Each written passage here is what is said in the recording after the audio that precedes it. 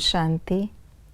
निराकारी निरहंकारी बेहद का बाप संगम युग पर आकर हम आत्माओं को निरहंकारी बनने का पाठ पक्का कराते हैं, जिसके आधार से हम आत्माएं वापस घर भी जाती और नई सतयुग की दुनिया में ऊंच पद भी प्राप्त करती हैं। तो आइए रिवाइज करते हैं आज के 30 अगस्त 2025 के मधुर महावाक्यों को। बच्चों में किस बात से अहंकार आता? ये छोटी छोटी बालकियां हमें क्या समझाएंगी? माया कैसे विघ्न डालती है? क्लास में आना बंद कर देते, बड़ी बहन के चले जाने से रूठ जाते। हम संगम युग पर क्यों बैठे हैं? पुरुषोत्तम बनने के लिए। सृष्टि चक्र में पुरुषों का वर्ण क्या है? आदि में उत्तम पुरुष, बीच में मध्यम पुरुष, अंत में कनिष्ठ पुरुष। बेअक्ल के समझाने से क्या होता? पूरा समझा नहीं सकते, सभी बीके का नाम बदनाम हो जाता। कौन सी बात यथार्थ रीति समझानी है? शिव बाबा ब्रह्मा तन में आकर हमको मुरली सुनाते हैं। हमें किन बातों की चेकिंग करनी है?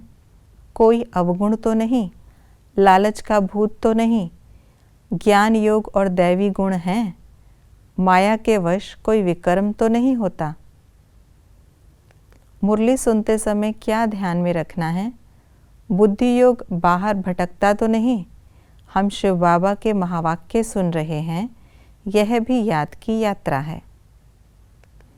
निमित्त भाव की स्मृति में रहने से क्या लाभ होते? सेफ्टी रहती, सेवा में मेहनत नहीं करनी पड़ती, अचल अडोल स्थिति का अनुभव होता, अनेक प्रकार का मैंपन मेरापन खत्म हो जाता। निमित्त बनने वालों की बुद्धि में सदा क्या याद रहता है?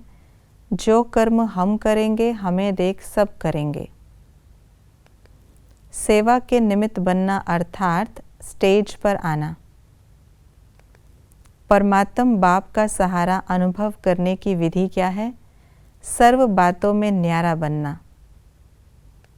वर्तमान समय भटकती हुई आत्माओं को क्या चाहिए?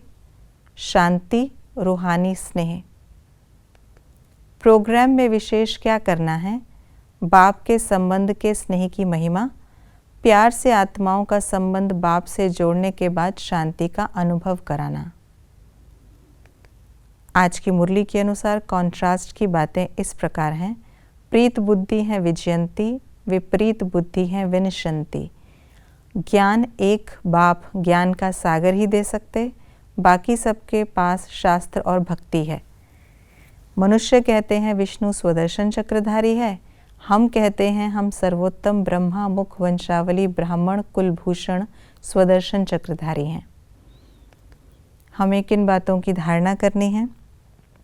रड़ी नहीं मारना, अहंकार में नहीं आना, स्वदर्शन चक्रधारी बनना, अच्छे लक्षण धारण करना, कायदे अनुसार भोजन खाना, बुद्धि योग कहीं बाहर नहीं भटकाना, अपनी उन्नति के लिए पुरुषार्थ करना, किसी भी हालत में बाप से वर्षा ज़रूर लेना, अपने को आत्मा समझ बाप को याद करना, शांत स्वरूप और प्रेम स्वरूप का बैलेंस रखना, जिन बातों पर मनुष्यों को संशय है उन पर समझाना, मनुष्यों का जीवन हीरे जैसा बनाने का पुरुषार्थ करना, ज़बरदस्त खजाना देने वाले बाप को कभी नहीं छोड़ना, अपना और दूसरों का कल्याण कर सच्ची कमाई करना, ज्ञान को बुद्धि में धारण कर आपस में मिलकर क्लास चलाना, सुनाने वाली टीचर के नाम रूप को न देख बाप की याद में रह मुरली सुनना।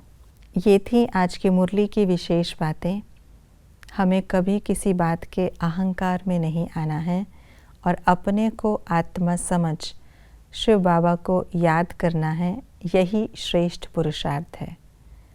ओम शांति।